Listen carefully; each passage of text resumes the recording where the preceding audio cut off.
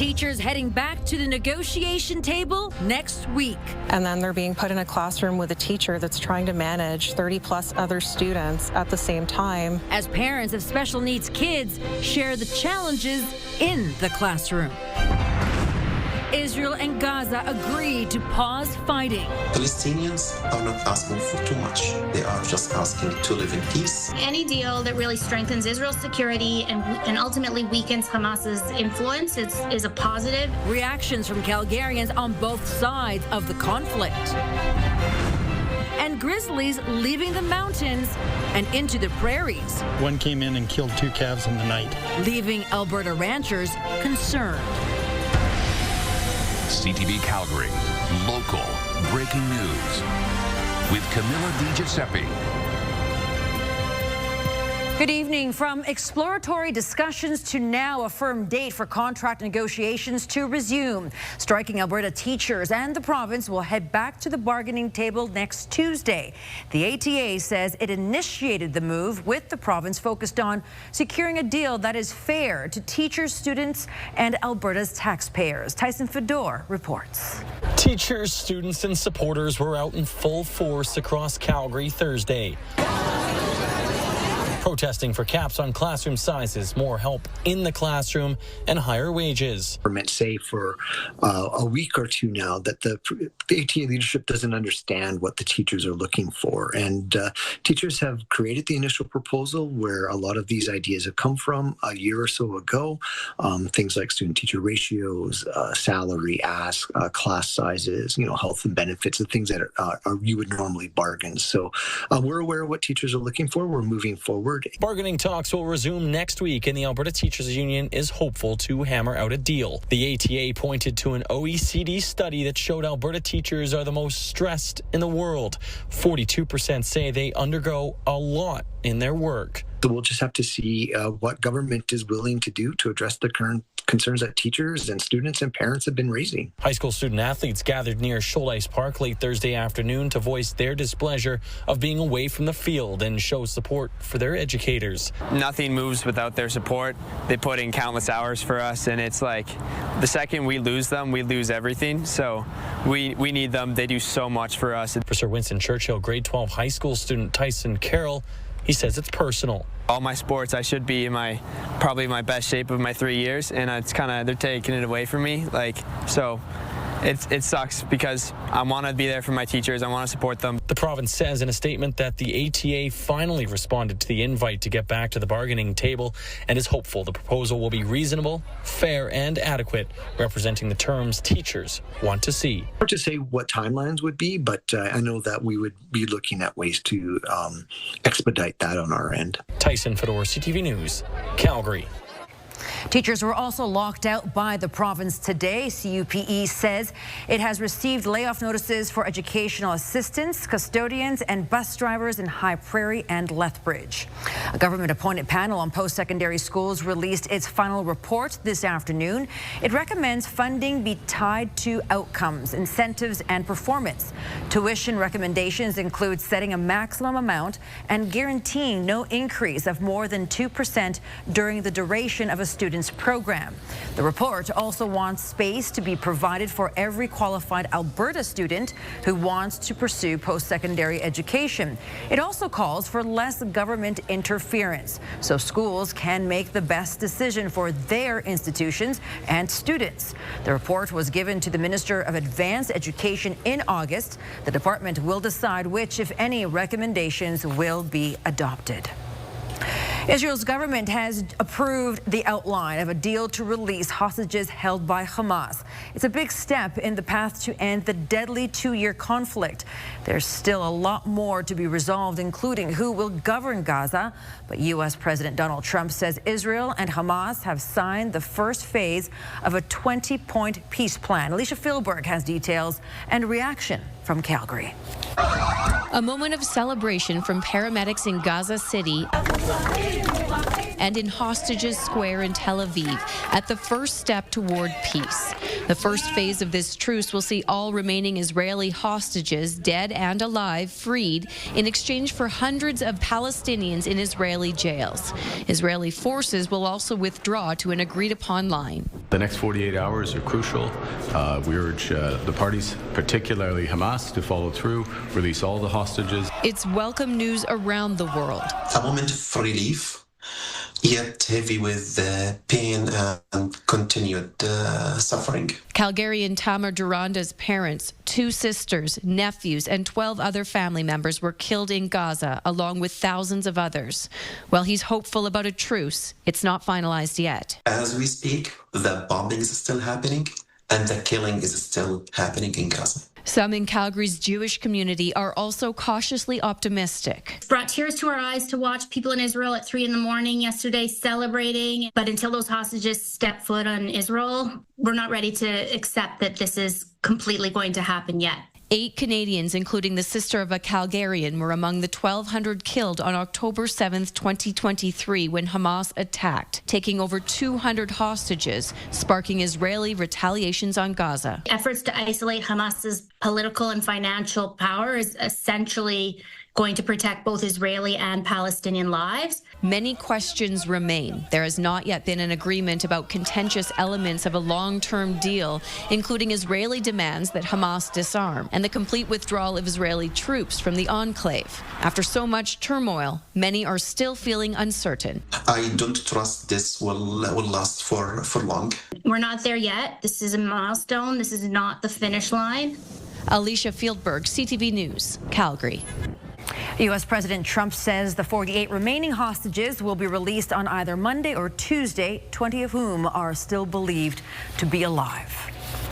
Well, 2 great gray owls have died of West Nile virus at the Calgary Zoo. Zoo officials tell us Caitlin and Aria both became sick and passed away suddenly last month. Caitlin, a senior bird who hatched in the wild, had been at the zoo since 1997. Aria hatched at the zoo in 2013 and was 12 years old. Great gray owls are highly sensitive to this virus, and even with their annual vaccinations can become infected. As a precaution, zoo staff revaccinated and tested all remaining owls. They all tested negative. Grizzly bears are showing up in parts of the prairies they haven't called home in more than a century. There are sightings and signs of dens in southern Alberta that researchers want to investigate to better understand what's driving the return. As Terry Fikowski reports, more bears in more places is causing conflict with landowners and their livestock. Clint Marr's family has been ranching cattle outside of Twin Butte for over 80 years.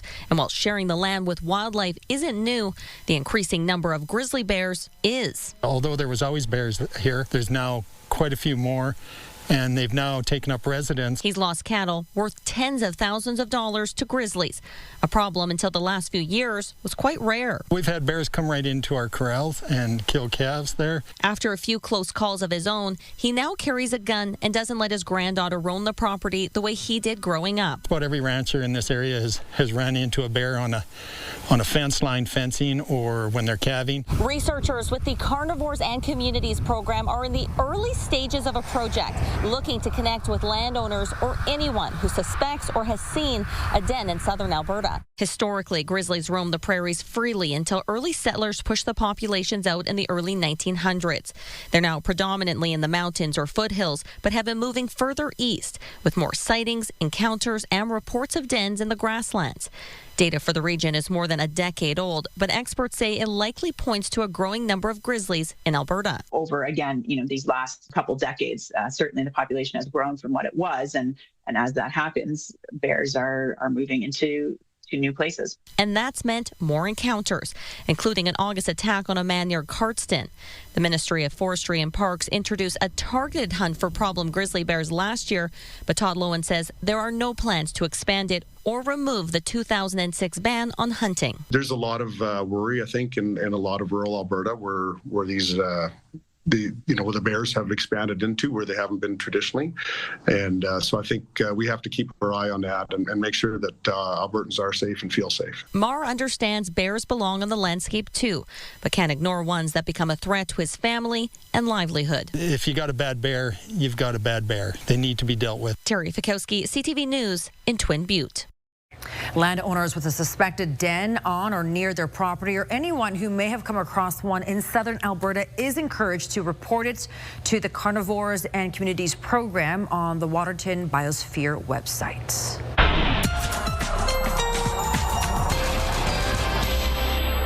Danielle is in with our first look at the weather. Loving the outfit because it's appropriate for a day like this. Right? October? The confusing time of fall where it's kind of still warm. Warm, but cold, but somewhat chilly, but nice.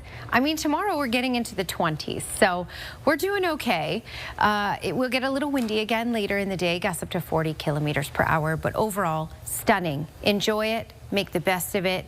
Very different story with regards to temperature on Thanksgiving long weekend. We'll struggle to get above freezing, and it will come with some wet snow. I'll show you more on that just ahead. All right, Danielle, thank you. The Calgary Fire Department teamed up with ATCO tonight to install, test, and replace smoke and carbon monoxide alarms in several homes.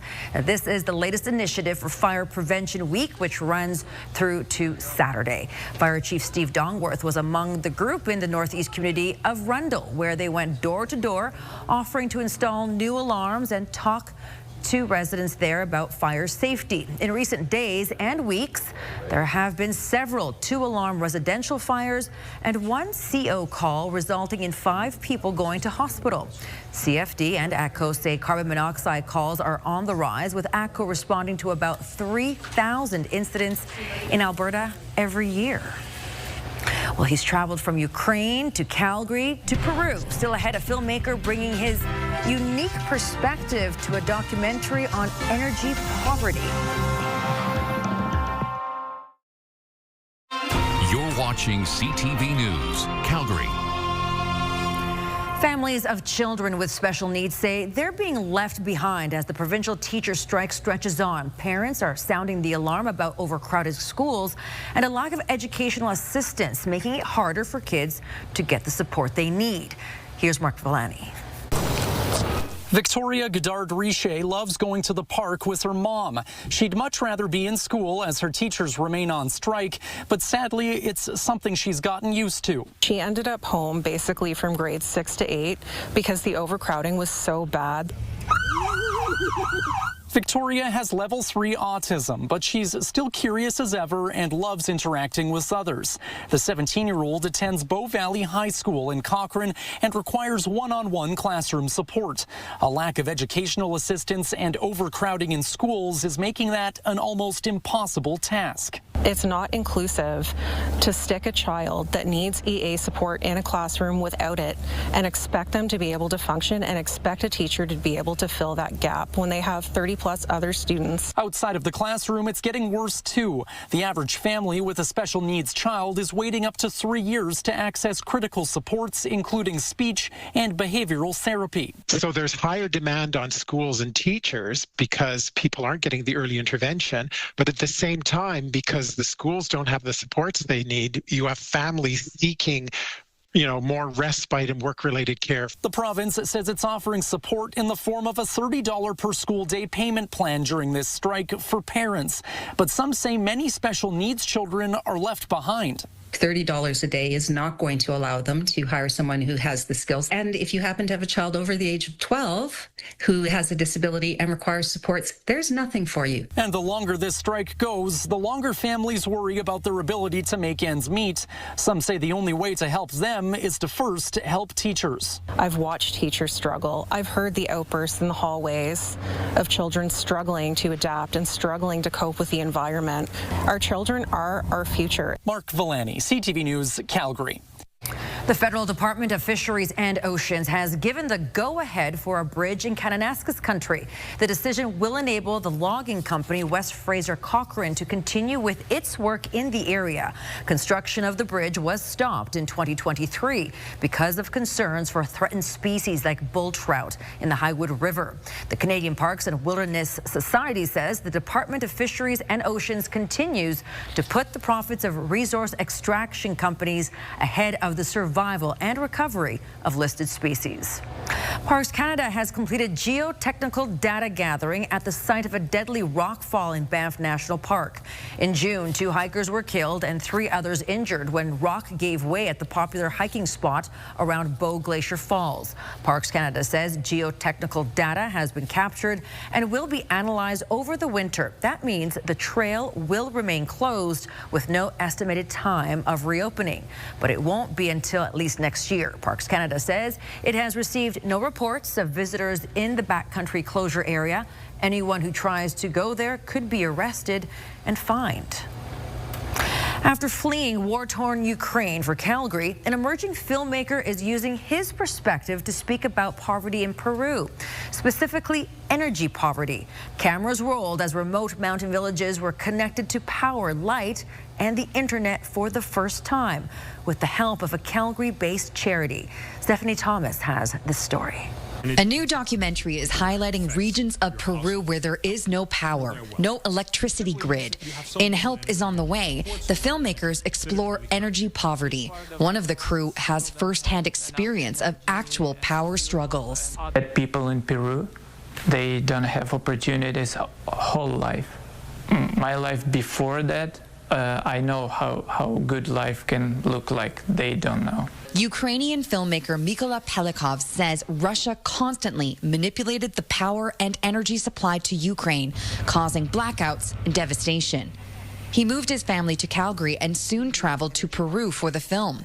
Knowing what it's like to live without power, he says energy for electricity needs to be more widely available. We need to give equal opportunities with the energy in the whole world. Not only in Canada, in rich countries, people take energy for granted.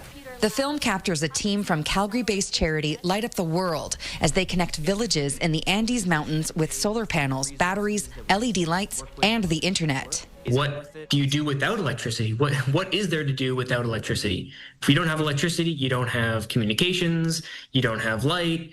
It just limits you in so many different ways. Other producers say the project is about more than the documentary itself. Energy poverty is a huge issue for billions of people around the world, and it's a crisis. But we also wanted to offer hope. So our goal in making the film was to shine a light on the issue, but also try to provide some solutions. The production company has also set up a GoFundMe for Light Up the World, hoping more Canadians consider sharing its abundant energy. Stephanie Thomas, CTV News, Calgary. The film is available now for free on YouTube. Danielle's up next with her Skywatch forecast, and Friday's going to be a beauty. Take it in, because the weekend we're in for a turn. Details next.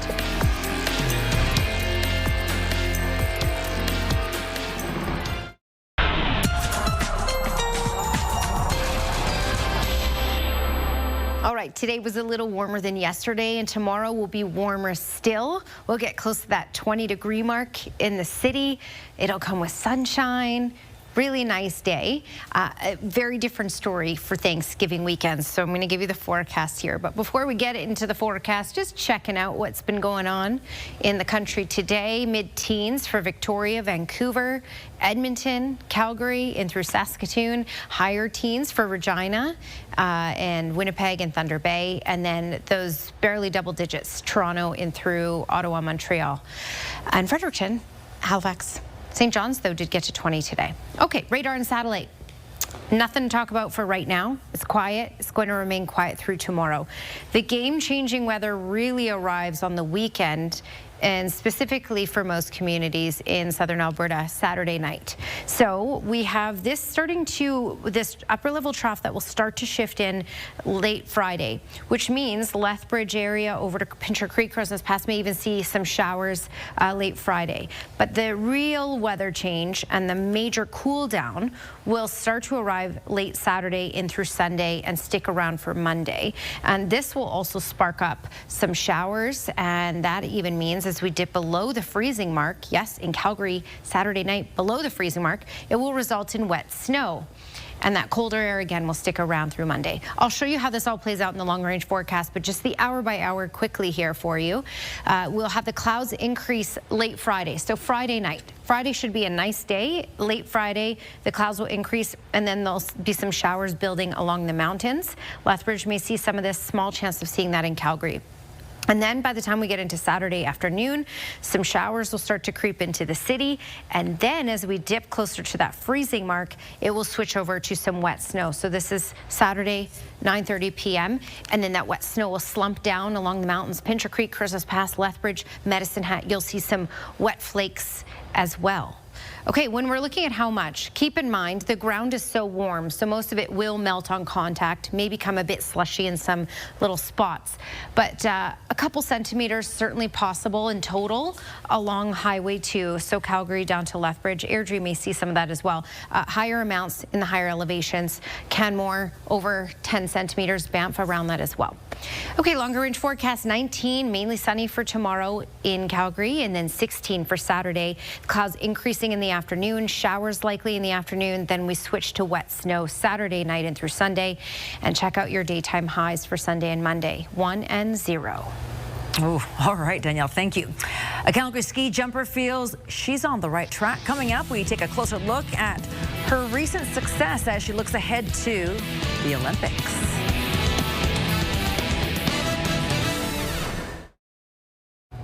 Calgary ski jumper Abby Strait is riding on a high right now. Strait is wrapping up her best ever Summer Grand Prix series. Here's Glenn Campbell with more. It was a summer to remember for Calgary's Abby Strait. The 24-year-old soared to new heights in ski jumping Summer Grand Prix.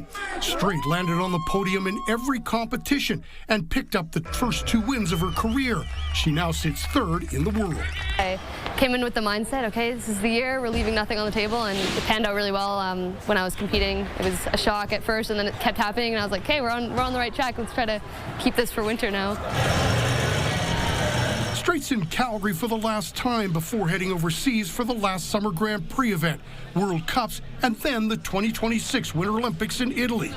One of her victories came at Val di Fiemme, and it just happens to be at the ski jumping venue for the Winter Games. That was like the highest stakes competition of the summer. I knew I wanted to perform really well there and make sure that I was, physically, mentally in my best shape coming into that weekend. So really good to go there and not just do well, but win. I was kind of very shocked. I'm very happy. My whole family had come over to watch, and I told them to put the pressure on like the games. As good as it's been for Strait, she doesn't want to look too far ahead. There's still a lot of work to be done before the Winter Olympics. It's easy to get a big ego or a lot of confidence from good performances, but I'm really just trying to appreciate it every time and be thankful and keep working on the process. In a sport like this, there's always things to work on, so even when I'm on the podium or when I'm winning, I'm like, okay, but what could I have done a little bit better? And you never know in the winter who's going to show up at top level, so still lots of work to do between now and Milan. Glenn Campbell, CTV Sports, Calgary.